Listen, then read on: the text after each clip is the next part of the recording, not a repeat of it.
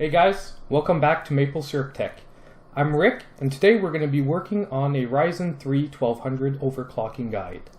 So just to get out of the way, first of all, let's explain what kind of guide we're focusing on today. We're focusing on a guide that is basically just a basic overclocking guide. What that means is it's a guide for those of you out there who are maybe not too familiar with overclocking or that have never overclocked before. It's a guide that should work for 95% of you out there on your chips.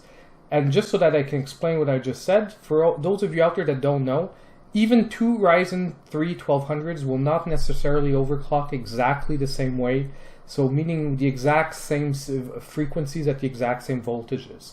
However, after overclocking 3 or 4 Ryzen 3 1200s, I'm pretty comfortable that the guide I'm going to show you today should work for 95% of you out there at least, meaning that if you dial in these numbers, you should be able to hit the overclocks I'm setting with you today. So we're not aiming for a max overclock of the Ryzen 3 1200. And anyway, if you want to do that, since we're using the base cooler that came with the CPU today, I recommend that if you want to go beyond this guide and hit a lot higher frequencies, you invest in aftermarket cooling, at least a little bit of a better air cooler for your CPU. Because with the base cooler that we're going to be using today, we're going to be hitting around 3.8 gigahertz. That is the easy overclock. And I'm going to finish with a second part where the lucky ones of you out there can actually keep the same voltage and maybe hit 3.9 gigahertz. And I wouldn't recommend going any higher than these voltages, like I said, without investing in the aftermarket cooler. However, Ryzen 3 1200 can hit 4 to 4.1 gigahertz if you're lucky with your chip. So before we get started, we're going to need 4 programs for you guys to follow along. So I'm going to put the link in the description down below for those of you that need to download them.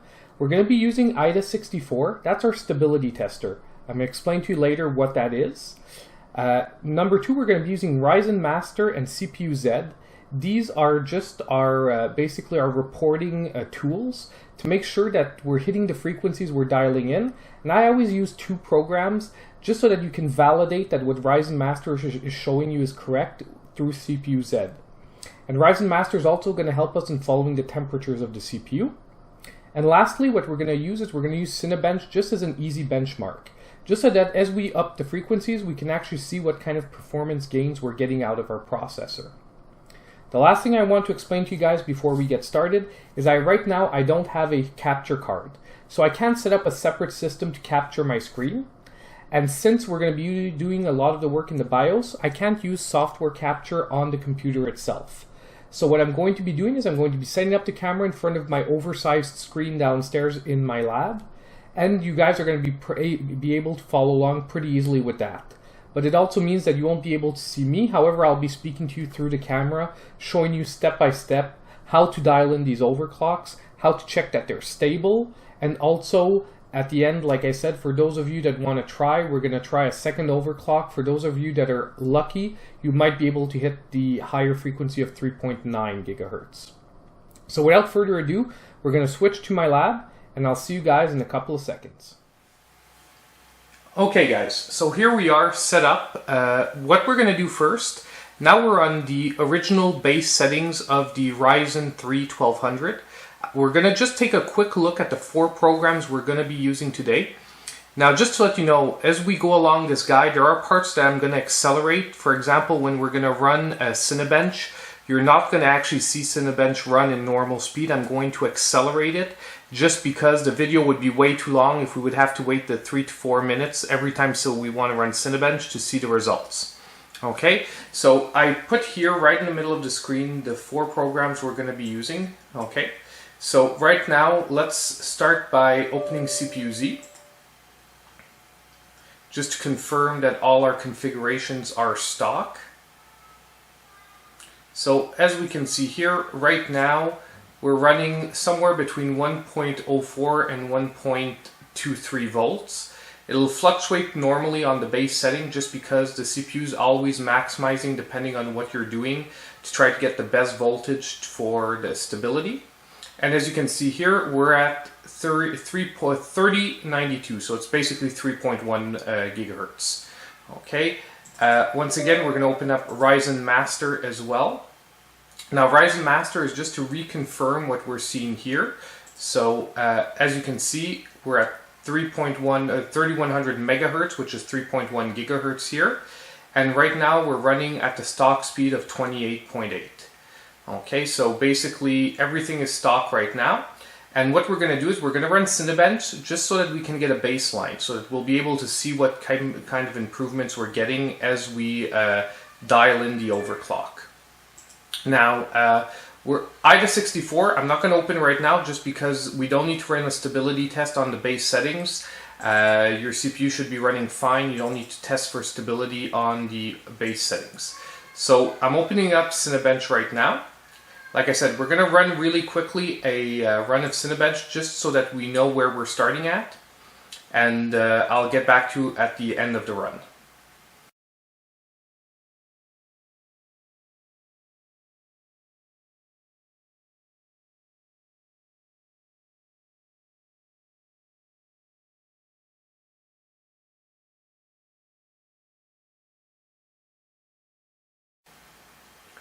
Perfect, so here we are at the end of Cinebench, and our run gave us a base score of 445. So your base score on a Ryzen 3 1200 with 2400 megahertz RAM, because don't forget the RAM you're using can affect a little bit the base score you're going to be getting, but it should be somewhere around 450.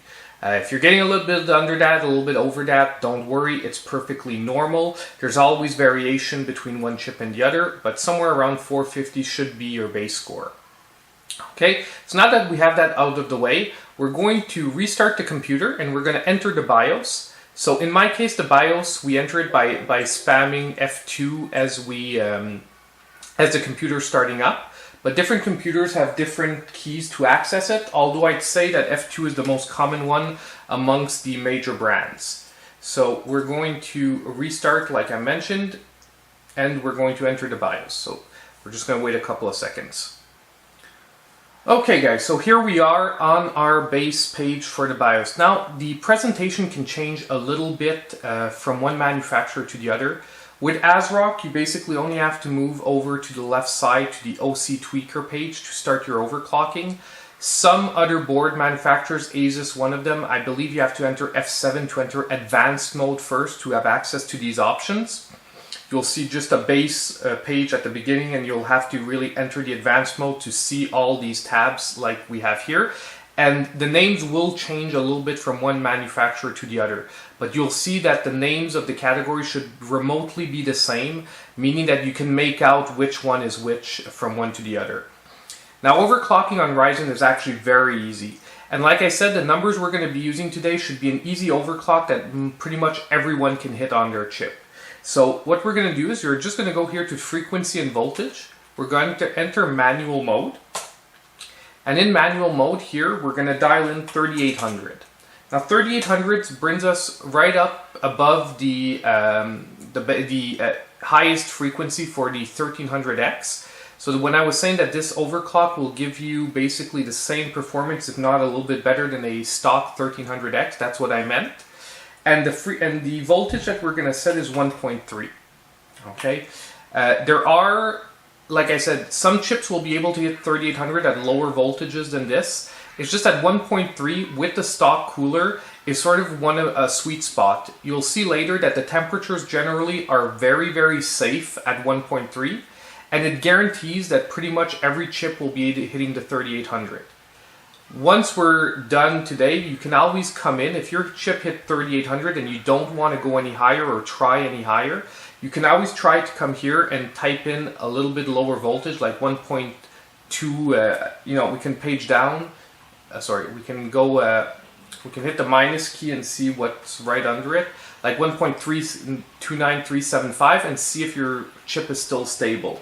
However, for today, we'll be using 1.3 just because, like I said, after overclocking at least 3 or 4, 1200s, 1.3 was the voltage that 100% of the time I would never have a stability issue at 3800, and with the stock coolers, we were always at very, very safe temperatures.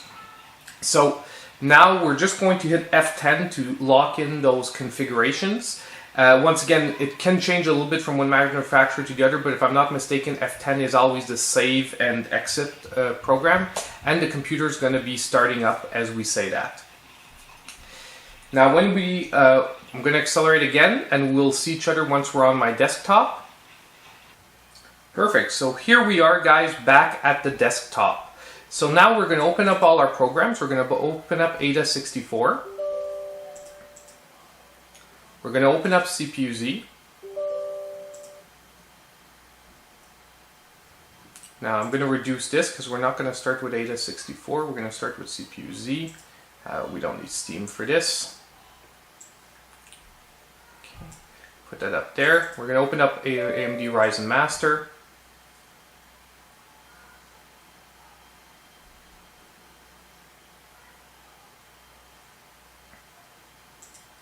There we go. Okay. We're going to reduce these. Now what we're going to do is we're going to start with Cinebench actually. Now I always start with a quick Cinebench run. The reason why is because if there's any real severe stability issues, your Cinebench will crash. So by starting with Cinebench, you can right away see if you need to invest any more time in the settings you dialed in. So once again, I'm going to accelerate through the run. We're going to wait for our end score. And we are going to look after that. What are the next steps? Just to make sure that our overclock is properly set in and that basically everything is stable.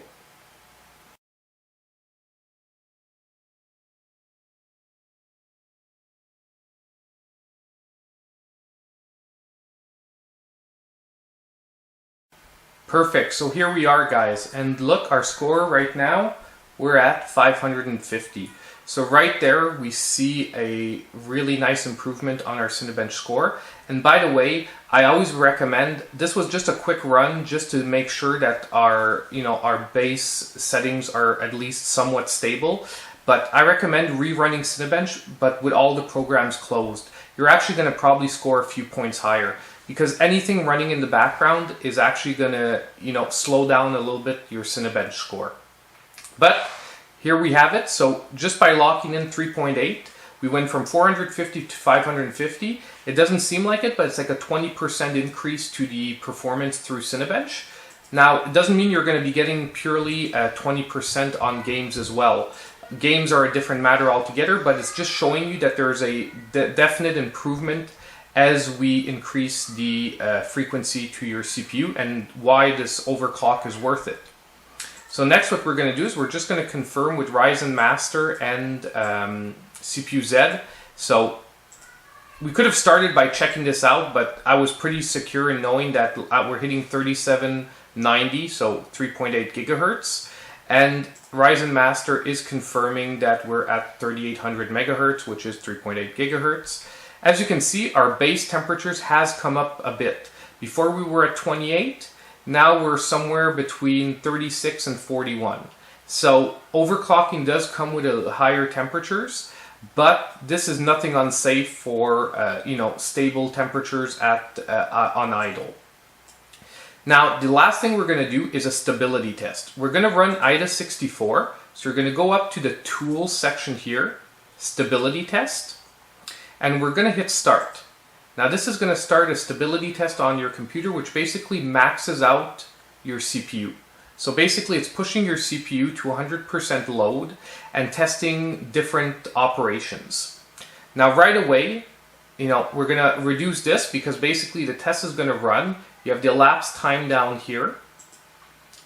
And we're going to come back and look here. As you see, our temperature is already in the 50s now. From my test runs at this voltage, this frequency, once the CPU gets nice and warm, we should be somewhere between the high 60s to low 70s, which is also why on the stock cooler, I don't recommend putting any more voltage than this. These are very comfortable and stable temperatures, but just a little more voltage. I'm not saying you can't. Hitting 4 gigahertz on a 1200 is very possible, but you're going to have to put more voltage, meaning that you're going to need a better cooler for your system. And today, since it's a basic overclocking guide, we're assuming that all of you guys have stock coolers, okay, for this guide. Now, we're going to keep going. What we're going to do is we're going to run the stability test for 10 minutes. This isn't a real comprehensive stability test. I would recommend running it for at least an hour or two, okay? But since this is a guide, I already know that this is stable. I've run it for over 3-4 hours and it is stable at 3.8 at 1.3. So this is not a problem. So what we're gonna do is, I'm just showing you how it works today. So I know this is stable. So basically what you would do normally is you would run this, and basically if at least after 10 minutes you're still stable, you know that you probably have a decent overclock. So what we're going to do next is we're actually going to continue on, and we're going to try one last thing. Now this next part of the guide will not work for 100% of you out there as this overclock, but if you're lucky, you can try with the exact same voltage, 3.9 gigahertz. I know for a fact that the chip I have here does work at 3.9. However, like I said, this is a beginner's guide. So if you want something that's stable and guaranteed to work pretty much on every chip, stop at this 3.8 gigahertz. You're still getting way better performance out of your chip. It's worked, and as you can see, it will have taken you maybe 5 or 10 minutes to dial in this overclock, and maybe just an hour or two of running this without even being in the room, just to confirm that it's stable. Now, by the way, the two things you want to be always checking when you're running Aida 64 is that your clocks are not moving. So you go to the clocks tab. So when you come back after running your test for like an hour or two, you just make sure that there were no dips in the clocks, because dips in the clocks meaning that you hit a, basically your temperatures were probably getting too high, so your CPU started throttling. Throttling is a way for your CPU to protect itself, so when it's getting too hot, it'll lower itself the frequency and voltage to protect itself, and then it'll come back up. So you just want to make sure that you have nice flat lines, that there are no spikes. And like I said, you maybe want to pop your head in every now and then to check Ryzen Master, just to confirm that your temperatures are still in the decent areas. So honestly, for any of you looking just for a basic guide, you can stop watching here, and honestly it's nothing more than going right back into the BIOS and changing the 3800 to 3900. But for those of you that want to see the process, we're going to continue on really quick, and we're going to do another restart. So we're going to actually close Aida 64 first, just because we don't want an error message when we open it back up after. We're going to close Ryzen Master, and we're going to close this here. There we go. So once again, we're going to enter the BIOS, so I'm going to see you guys back at the BIOS page. Okay, so here we're back at the BIOS page. So basically, this part of the guide is just to show you that depending on your luck and depending from one chip to the other, with the base cooler, you can actually get a pretty decent overclock, because 3.9 is right under the maximum that most of these chips hit. It's between 4 and 4.1. However, 4.1, I'll be honest, is pretty rare on these chips. But see, if we dial in just 3900 on the OC, we hit F10 for save, so we're keeping the exact same voltage at 1.3. We're going to restart the computer, and we should be seeing a stable overclock on this particular 1200X. So I'll see you guys again once my desktop is open. Okay, so we're back at the desktop, guys. Let's start with running a Cinebench, but this time we're not going to open up our other programs first, just so that perhaps you can see what I was mentioning earlier. Of course, we're at a higher frequency again, so we should be hitting higher than 550 this time. We're actually going to close Steam as well. Give me a second here.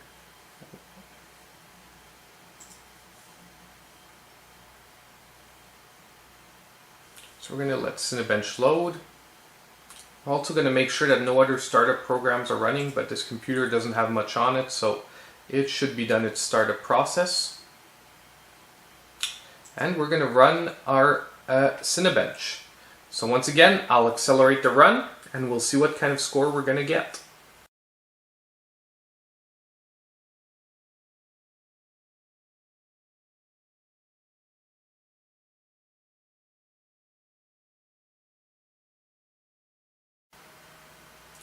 Okay guys, so here we are at the end of our Cinebench run, and we've got now 593.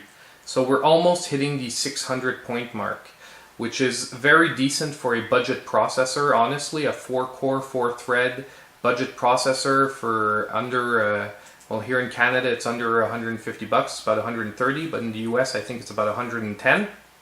So very decent scores for a budget processor. And we're not going to go through the whole stability check process, in this video. It's the exact same thing as the last time when we were at 3.8. You run your Aida 64 for at least 10 minutes. And if you want to really make sure that you have a stable overclock, run it for an hour or two at least. But I'm just showing you that basically here we are officially at 3.9 gigahertz. And if we just open up CPU-Z to confirm,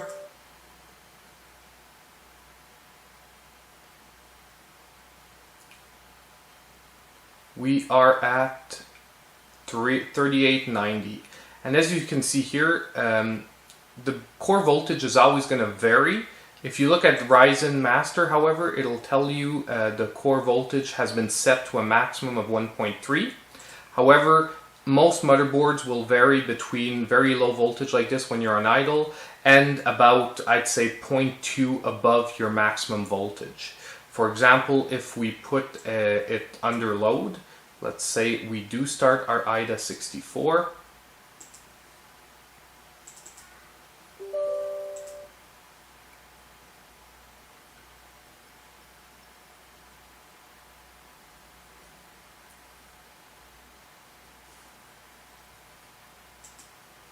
There we go.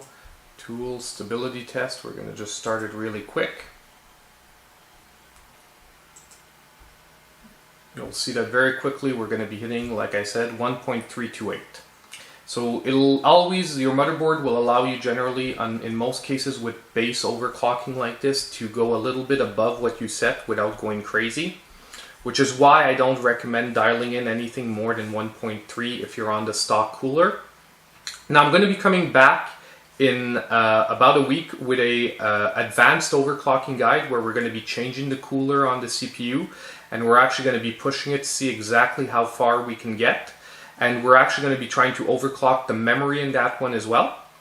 So I hope you guys appreciated this basic overclocking guide, and check in for my next videos. Any questions, you can leave them in the comments down below. I'll do my best to answer as quickly as possible. Any comments or questions. And as usual, likes are really appreciated. Subscriptions are loved even more. And I hope I'll see you guys in my next video. Thank you very much for watching.